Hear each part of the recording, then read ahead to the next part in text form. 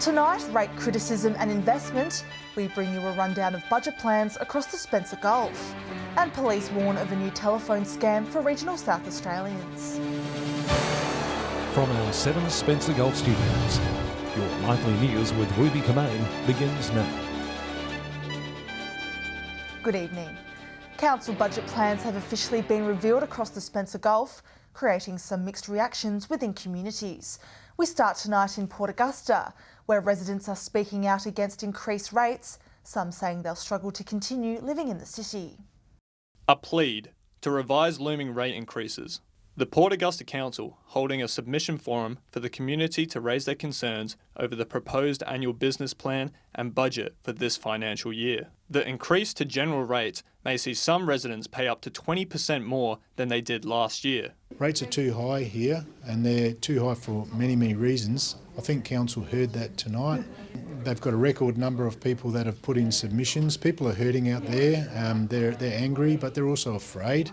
The community lodging more than 120 submissions to Council, many unhappy with the changed basis of rating. Capital value now being the means of assessing property. It's going to be difficult, but there's some hard decisions to make. At the end of the day, though, you can't keep asking the ratepayer for more and more rates on top of extremely high current rates to balance a budget. We put forward what we thought was appropriate, but we've had over 120 submissions come forward and probably a few more emails since that event, where people are concerned about what's going to occur. So the elected body's taken that on board, so have I. The Ratepayers Association says that the council must look into other avenues, such as partnering with businesses or even the state and federal government to fix their financial situation. There are areas where some people are benefiting from the change within our community. So I have had some supportive submissions put in that regard, so it's not all negative. Edward McCarroll, 7 Spencer Gulf News. Meanwhile, residents in Whyalla will see a reduced rate rise at 4.3%, or around $54 more on their bill a year after feedback from the community. The council originally planned a rate rise of 5.6%, as our reporter Mark Sita explains. While a reduced rate rise may be a small win for Whyalla residents, rate bills are still set to increase. The community feedback period over the past few months leading to residents identifying improved livability, facilities and service delivery as key points. Some accepting a one-off higher rate increase as vital for the city's finances, many others, however, seeing it as unaffordable, according to council. It was a very well-debated decision by the council, and we want to really thank the community for their excellent consultation over the period prior to making that decision. As a result, council accepting a 4.3% reduced rise instead of the proposed 5.6% rate. Slammed by the Ratepayers Association, asking council to adjust rates annually according to CPI to lessen the pressure on household budgets. We've got uncertain times, there's no absolute security at the moment with the steelworks, and the city is struggling, so there's just not the right time to put the rates up 4.3%. The reduced rate meaning council will have to find $175,000 in savings to help combat its ongoing deficit. Service level reductions and efficiency savings now under the microscope. Ratepayers will see an average increase of $54 in their next rates bill. And the Port Lincoln City Council has also presented its annual business plan and budget at last week's meeting. The council adopting plans to enhance the prosperity and livability for residents through a number of avenues. The City of Port Lincoln revealing its business plan and budget for the new financial year. 21-22 is going to be a busy year for us here at Port Lincoln. It's a year where we're going to knock off some key planning on key areas such as economic development, sport and recreation strategy, waste management and environmental management. The council prioritising economic growth and creating enhanced community spaces, along with increasing safety and accessibility. Our local government community infrastructure partnership funding from the federal government, which will go towards open spaces and reserves. Also saying it's serious about improving the city's stormwater system. We've got a few priorities we'll be working through over the next 2 to 3 years. It's expensive infrastructure, but we've got over $1 million allocated for this financial year. $70,000 allocated to improving parking capacity around the city, while residents will see an increase in paying rates to help fund the projects. 4% rate increase across the board. Generally that equates to about a 3.6% per property. A dedicated off-leash dog park is high on the agenda for council to implement. One thing about people in Port Lincoln is they love active outdoor lifestyles, and I think the open space strategy is a key to unlocking our reserves for that and to encourage that. Dylan Smith, 7 Spencer Gulf News. To other news now, in South Australia's COVID-19 restrictions were lifted earlier today. Density capacities have increased, seeing the return of dancing, singing and standing while drinking. The state's border has also been open to Victoria.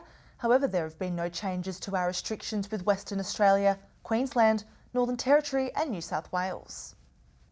Police are warning regional communities to be aware of a telephone scam which has duped several people into handing over money.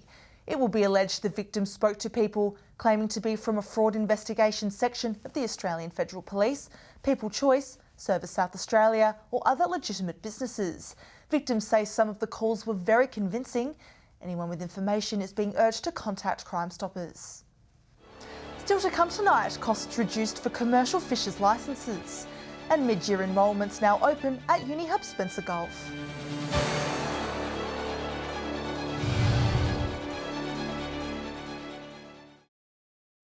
Welcome back. Mark Coulton says he was surprised Barnaby Joyce had the numbers to claim leadership of the Nationals. The member for Parkes saying being dumped from cabinet was difficult after he voted against the new party leader. Dumped from his health, local government and communications portfolio, it's back to Parkes for Mark Coulton. To lose your job, not because of the job you're doing, but because it's been traded to someone else for a vote, it's a bit hard to swallow. Broken Hill's federal MP falling victim to Barnaby Joyce's leadership spill after voting for Michael McCormack in the party room. I think the Australian people want stability, within the political parties that represent them. So no secret that I support the leader. But he says there is a silver lining to a difficult few weeks. He'll be able to spend more time in the Silver City. That's what he did on Friday, visiting the community centre, which recently received a $16,000 grant to upgrade the green room. This particular room here was looking a little bit drab. We've been able to put some new floor coverings down, as well as new air conditioners and a fresh lick of paint. Mr Coulton says connections formed while in Cabinet will continue to help Broken Hill, including the push for MRI licensing. There is some discussion there might even be changes in policy on how those licences are coming out, but I'm actively involved in that. Lachlan Itter, 7 Spencer Gulf News. 5 regional South Australian councils will receive important funding over the next 2 years. Port Lincoln will receive around $140,000 to help employ full-time arts and cultural facilitators. So, look, Port Lincoln and the surrounds, we're home to some really amazing, talented, emerging, as well as established artists and creators. So the role of this arts and cultural facilitator will be to work with our arts community to really develop those skills and provide outcomes. It comes as a big boost for the city, with the region boasting many talented and emerging artists. The role will work closely with these groups, helping to amplify the arts and culture outcomes within the community. Commercial fishers across the state will see their annual licence fees reduced by close to $900. The lesser fees, equivalent to a 5.1% decrease.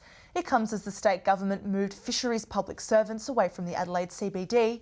In a statement, Primary Industries Minister David Basham says it's part of an overall reform of regulation and services. Last week, new fishing quotas were introduced to certain species of marine scalefish. Menindee Police is hunting a bumbling thief, believed to have stung multiple times while stealing beehives. Officers say 6 hives were stolen from a property on Menindee-Wilcannia Road sometime between June 20th and 29th. The victim believes those responsible also tried to steal other hives, but were unfamiliar with the process. Police are asking anyone with information to come forward. Mid-year enrolments are open for budding university students through Uni Hub Spencer Gulf. The CEO says there's plenty of courses on offer, encouraging those thinking about studying to explore their options. It's that time of year again. Mid-year enrolments are open now, and there's still some time if people are interested in considering university. Applications now open across Uni Hub Spencer Gulf's campuses in Port Pirie, Port Augusta and on the Copper Coast. There's a range of new courses on offer through partnering with CQ University, Flinders University and the University of Adelaide. We've got quite a few new courses with Flinders University, so all around health specialisations or health sciences and accounting, and we've also got engineering with Central Queensland University. The organisation's CEO says studying through Uni Hub helps support regional students while staying in their hometown. People who might have finished Year 12 last year and who have taken a bit of time off and are now perhaps considering university, right through to professionals or people who are already in the workforce who are maybe looking to upskill their qualifications. And the message to those considering it. It's never too late to start university if that's something that you're interested in pursuing. If you're thinking about what you want to do with your career into the future, it's never too late to come and have a conversation, even if it's looking to study in the future, to work out how it's going to match your lifestyle and what you want to do. Come and have a conversation with us and see how it works for you.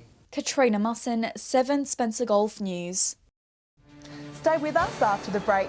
An opening ceremony in Port Pirie kicks off NAIDOC Week celebrations. And Whyalla pet owners encouraged to register their furry friends.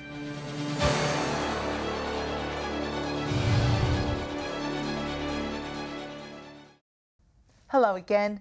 NAIDOC Week celebrations got underway in Port Pirie today with some special activities to acknowledge Aboriginal history and culture. Mayor Leon Stevens says he's proud to see the community unite at today's opening event. A community uniting. It's National NAIDOC Week, with Port Pirie celebrating the occasion despite other parts of the region postponing events due to COVID restrictions. There's a possibility you can do things through COVID, so you just have to management plan really well, and our guys have done such. The ceremony opening with Welcome to Country and a flag-raising ceremony, followed by a march.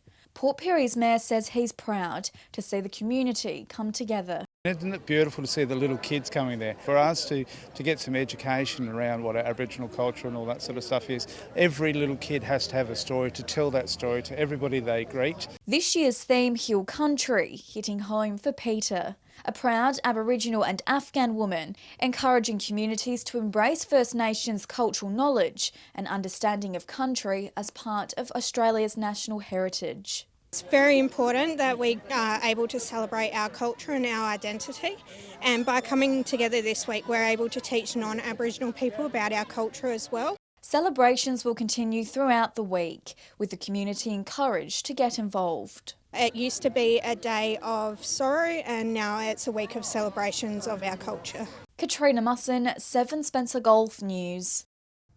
It's said water is the lifeblood of our planet, and that's proving especially true for Sunset Strip at Menindee.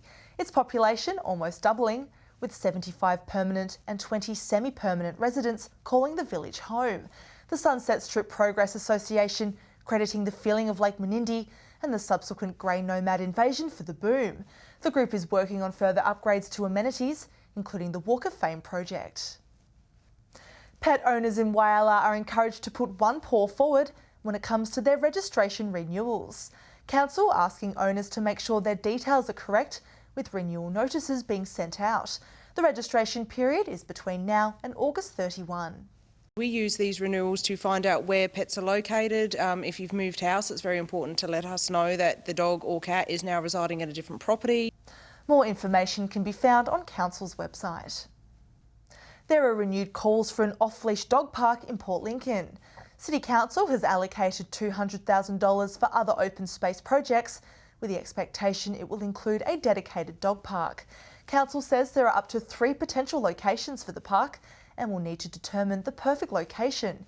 It's hoped a decision on the location will be made by September for planning to then commence. One of Port Lincoln's greatest sporting exports celebrated a history-making milestone over the weekend.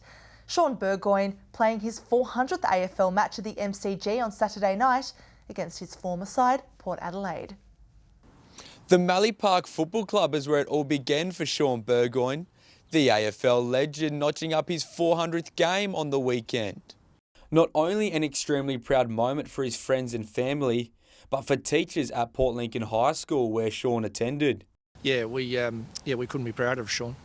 He played 157 games for Port Adelaide before moving to Hawthorn, being an integral member of their premiership success.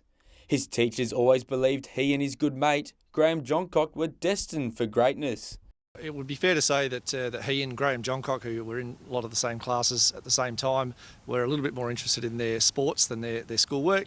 Not only a terrific footballer, but a great role model for young Indigenous people. Absolutely, he's a wonderful ambassador for the Aboriginal community, and I know he takes that role as a sort of a mentor and a role model for young Aboriginal kids really seriously. Burgoyne's 21-year career earning the respect of the football community. He's achieved a lot as a sportsman, but it's the humility which he does it, I think, is probably the best lesson that he has to pass on. He's, a very humble guy and very well, softly spoken. Burgoyne is the first player to reach the milestone in the game's history. More footy after the break. Lachlan Itter will have all the thrills and spills from weekend games. And Alex Sykes will join us with weather.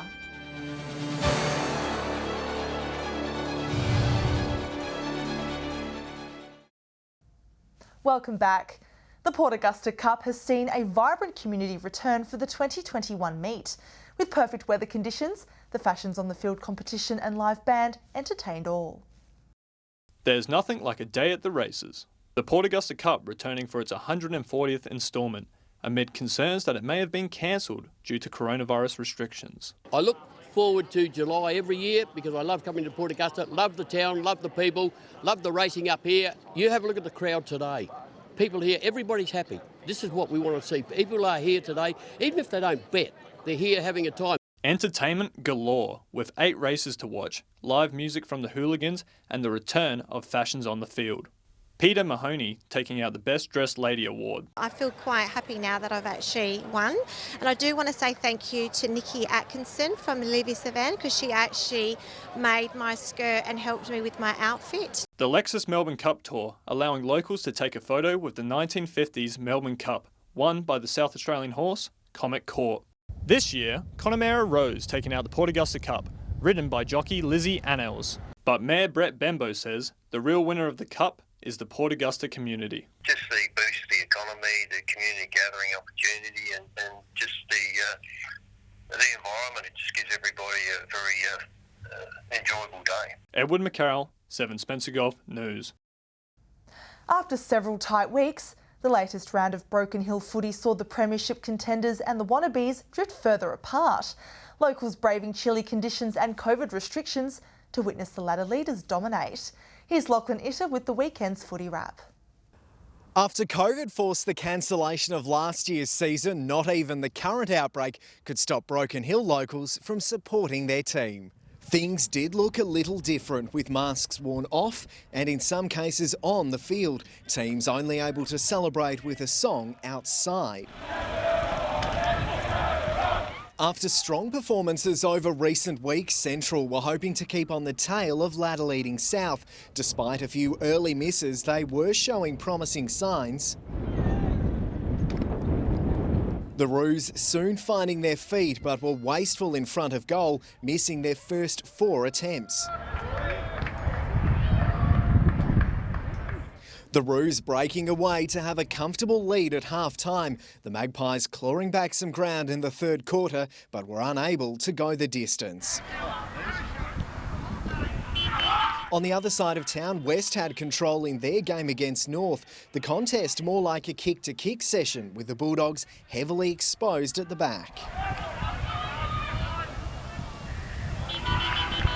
The Robins again showing their premiership potential with a 76-point win. Around the grounds, Prop Risdon recorded a dominant win over Central. West Augusta had a narrow win over Port, and South Augusta took down ladder leaders Solomon Town in a thriller. In Whyalla, Waroona Bay demolished South Whyalla by more than 200 points. North won by more than 100, while West had a comfortable win over Central. And in the northeast, comfortable wins for Blythe Snowtown and BSR, Southern Saints and Minman also claiming victory. I'll see you tomorrow night with the rest of the weekend sport. Time now to take a look at what's happening in the weather. Here's Alex Sykes. Thanks, Ruby, and good evening, everyone. Mainly fine conditions across our beautiful region today. From 3 p.m, Whyalla was partly cloudy, 16, Woodna 14, Clare had a light morning frost and reached 10 degrees. Looking further out now, Port Augusta was 15, Port Lincoln and Port Pirie were both 14, Broken Hill, Adelaide, Cleve, Kadina and Cooper Pedy were all 13 degrees. Taking a look at the satellite image now, bright looking high jet stream cloud crossing South Australia from the west is not causing any rain. Some low cloud about the southern coasts in a weak trough is only bringing the odd light shower. The cloud is reducing both daytime warming and nighttime cooling. Moving on to tomorrow's weather outlook now, and we'll start with the Gulf waters and calm conditions forecast. North to northeasterly winds below 10 knots, seas below 1 metre, and south to southwesterly swell below 1 metre as well. Mainly fine conditions across the Gulf tomorrow. Port Lincoln set to top 17, Cleve 16 and Woodna mostly sunny, set to reach a high of 18. Whyalla to be mostly sunny and 18. Port Augusta cloud clearing also reach 18 and Kadina to top 15 degrees. Port Pirie cloudy and will reach 17. Clare to top 13 and Broken Hill 14 degrees. Taking a look further through the week now, cloudy conditions across most centres on Wednesday except for in Cooper Pedy where it'll be a sunny 19. Temperatures predicted to be in the mid to high teens. Partly cloudy conditions again on Thursday, slightly warmer temperatures. Cooper Pedy will reach 20, Adelaide, Kadina and Broken Hill to top 16. And sunny for Cooper Pedy on Friday, rain for Port Lincoln and partly cloudy everywhere else. So not a bad outlook there, Ruby, and that's all the weather from me for tonight. It's back to you. Lovely, thanks for that, Alex. And that's the local news this Monday evening. Thanks for joining us. I'll have updates later. Until then, enjoy your evening. Good night.